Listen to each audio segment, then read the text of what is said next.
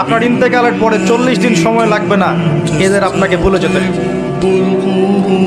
আল্লাহি আল্লাহর কসম করে বলছি, এই মানুষগুলোর কেউই আপনার প্রকৃত অর্থে আপন নন। আপনার অবস্থানকে তারা ভালোবাসে, আপনাকে তারা ভালোবাসে না। আপনাকে শুধু আপনার রব আল্লাহ ভালোবাসেন। আপনি তার উপর তাওয়াক্কুল করে হারাম ছেড়ে দেন, আপনাকে আল্লাহ বেহিসাব রিজিক দেবে ইনশাআল্লাহ। পৃথিবীর কোনো দরজা 24 ঘন্টা খোলা থাকে না।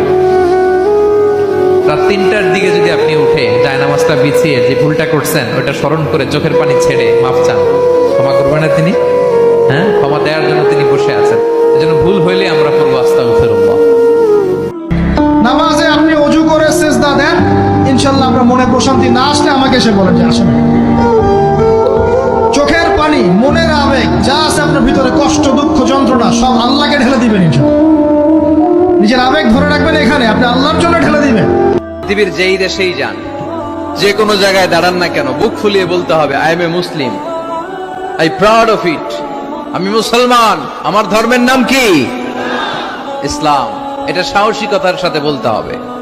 এই যে এতটুকু কথা, যে সে তো একটু খাটো ইয়া রাসূলুল্লাহ, এই যে এতটুকু কথা খালি, এই যে ও তো কালো, ও তো অমুক, ও তো তমুক, ও তো গরিব, ও তো কৃষক, ও তো ছোট লোক, ও তো এই যে রিক্সাওয়ালা, ও তো এই, আমরা কথা বলি না এগুলা?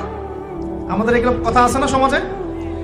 এগুলো বলার সাথে সাথেই এটা এমন পাপ হয়ে যায়, সাগরের মধ্যে এই পাপ মিশিয়ে দিলে সাগরের পানি নষ্ট হয়ে যাবে। নাউজুবিল্লাহ।